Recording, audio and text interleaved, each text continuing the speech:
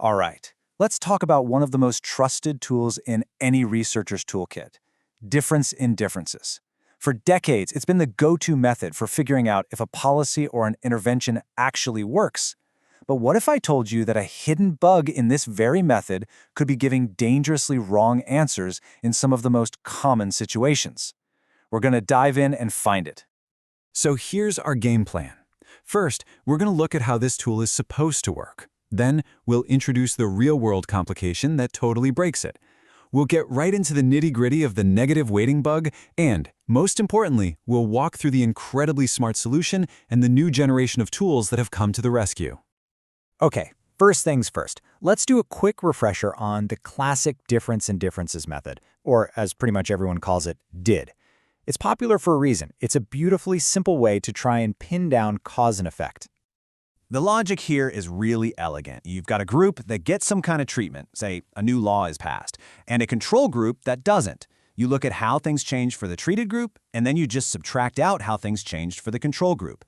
Now, this whole thing rests on one absolutely critical idea, the parallel trends assumption. You have to believe that without the treatment, both of these groups would have just chugged along on more or less the same path. Here's how the classic 2x2 case works. The change for the folks who got the treatment is just B minus A. The change for the control group is D minus C. When you subtract the control group's change from the treated group's change, you hopefully difference out all the other stuff that was happening in the background. What's left should be the pure effect of the treatment. Simple, right? Well, hold that thought. Because this is where our simple, neat little story starts to get complicated. That model works perfectly in a textbook example, but the real world is almost never that tidy.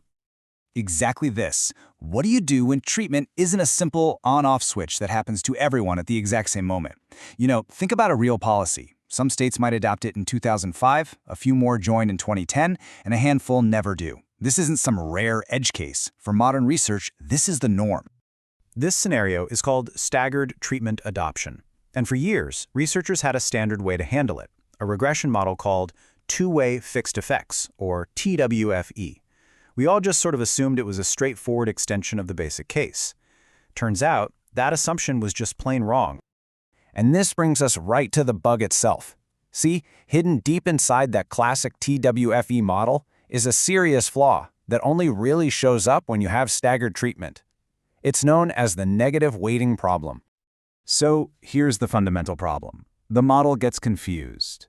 Instead of only comparing treated groups to never treated groups, it starts doing something that makes no sense. It starts using the early treated groups as a control group for the later treated groups. I mean, that's just a bad comparison. You're using a group that's already been affected by the policy as your clean baseline.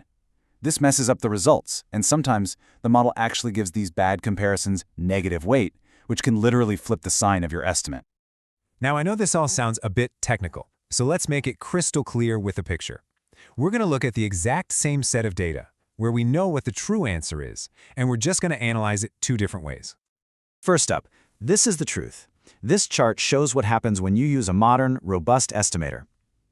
The horizontal axis is time, where 0 is the moment of treatment. Look to the left of that 0 line. See how all the estimates are basically 0? That's perfect. That's what we call no pre-trends. It tells us our parallel trends assumption holds up. This is our baseline. This is reality. Okay, got that image in your head?